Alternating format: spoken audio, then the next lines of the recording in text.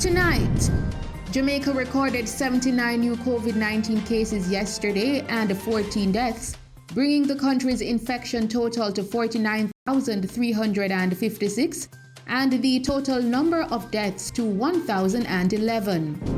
A third person has succumbed to injuries sustained in the Saturday night crash in the Hayes community in Clarendon following the death of 17-year-old Janoy Blair, as well as the death of 21-year-old Kevon Salmon. I go tell you, I don't like kill. So my people will mash up in my car. I just young, everybody in my car young. None of them are past 20. So far, there is no evidence that the persons who succumb to their injuries as a result of being shot by the police.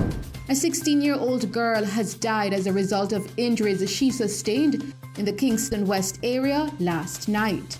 You know, they have been warring each other for some time. The police know who the main players are, but they have been unable to take them off the road for any sustained period of time. And investigators in the Kingston Western Division have listed 3 men as persons of interest in the probe of a murder shooting that occurred in Trenchtown, Kingston on Sunday, June 13.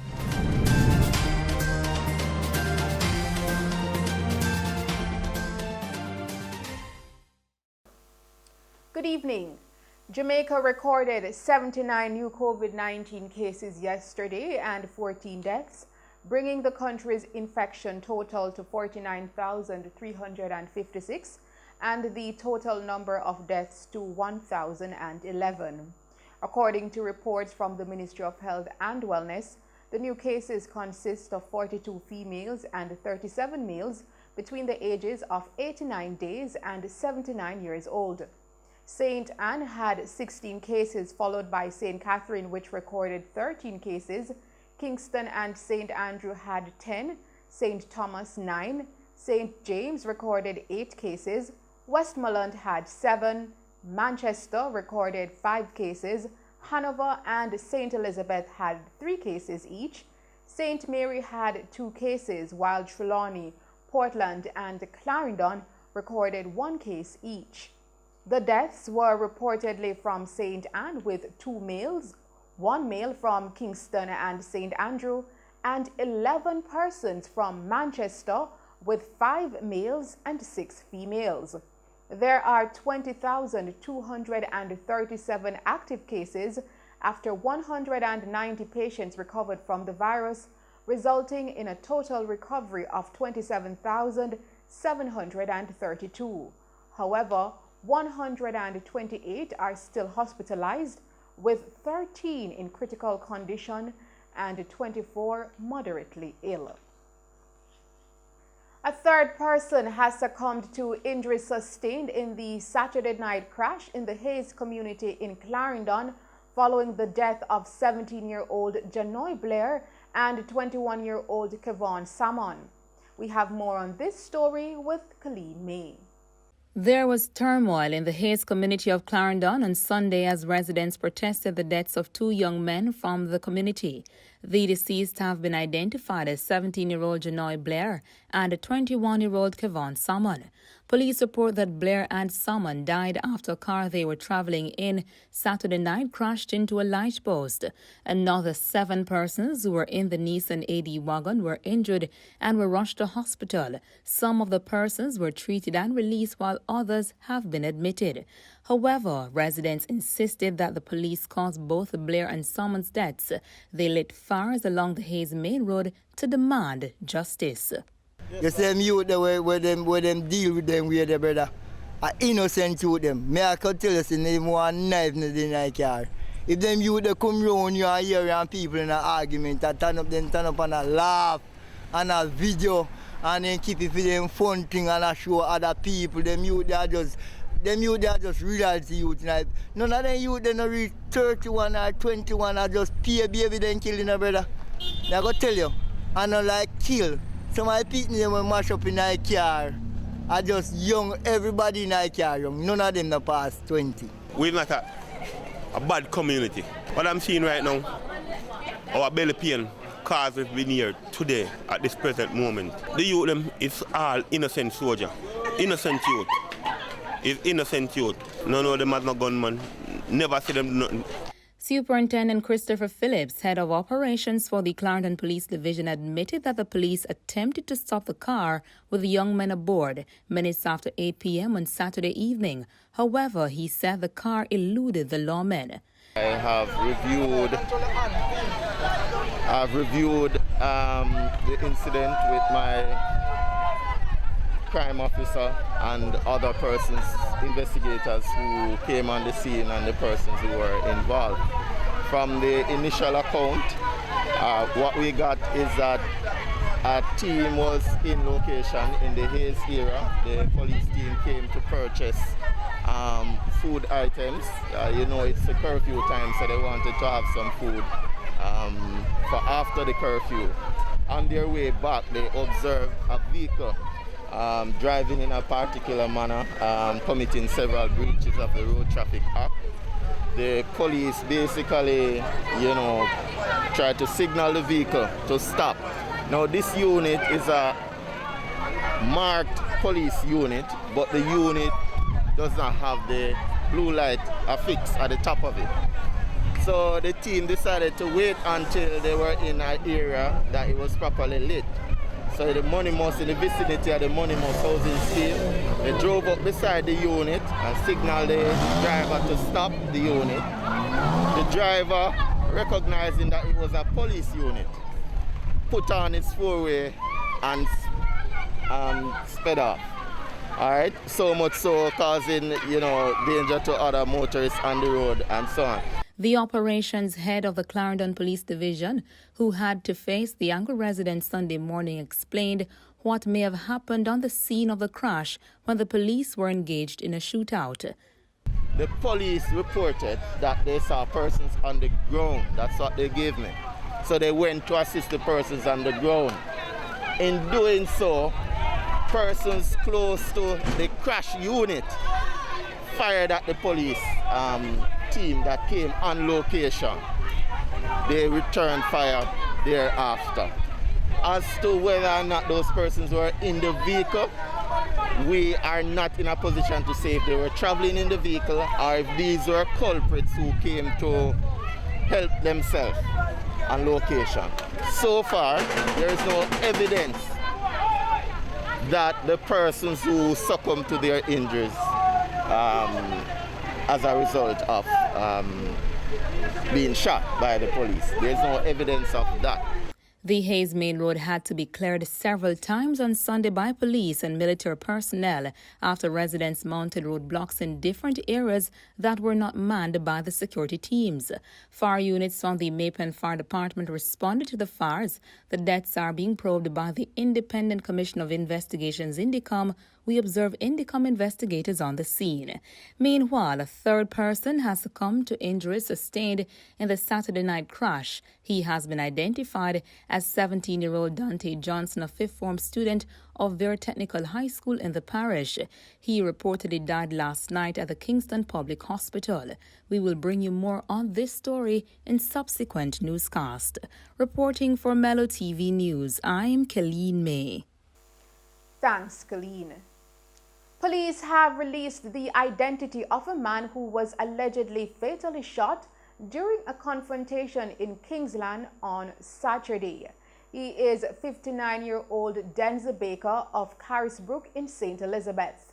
Acting head of the Manchester Police Deputy Superintendent Lloyd Darby said that about 4:15 a.m. the police were on an operation targeting a syndicate of people who were committing break-in offenses, and their intelligence was that they were in possession of firearms. DSP Darby said Baker was at one of the targeted locations when he allegedly ran out of a house and attacked the police with a machete. He was shot and taken to the Mandeville Regional Hospital, where he was pronounced dead. Further reports are that 3 people were arrested at the location in Kingsland and a 4th person arrested in Mandeville. DSP Darby said a washing machine, which was reportedly stolen from a house in Swabies Hope, was recovered during the raids. No firearms were seized during the operation. A 16-year-old girl has died as a result of injuries she sustained in the Kingston West area last night. Here is Javon Thomas with more on this story. The Kingston West Police are probing the circumstances surrounding a drive-by shooting that claimed the life of a 16-year-old girl and injuring a 23-year-old man in Trenchtown yesterday. The deceased has been identified as 16-year-old Damoya Hall of 3rd Street in Kingston. Reports from the Trenchtown Police are that about 6:40 p.m., Hall and another man were standing along the roadway when they were attacked by men traveling in a motorcar. They both received multiple gunshots. The police were summoned and they were both taken to the hospital where Hall was pronounced dead. The injured man is admitted to hospital in serious but stable condition. Meanwhile, leader of the opposition and member of parliament for St. Andrew Southern, Mr. Mark Golden, says more should be done to rid the community of these criminals. It's an ongoing conflict between two set of men, it seems, living in the same community, in fact, on the same road. And they have been warring each other for some time. The police know who the main players are, but they have been unable to take them off the road for any sustained period of time. But last night, a 16-year-old student, a promising student, high school, I think she's in 4th form, was shot in the yard, in her grandmother's yard. I think she was at the pipe washing some utensils or plates. Another fellow was killed as well, told by the same gun killed both of them. And this is just the latest incident in what has been an ongoing problem in this particular area right around here for some time now.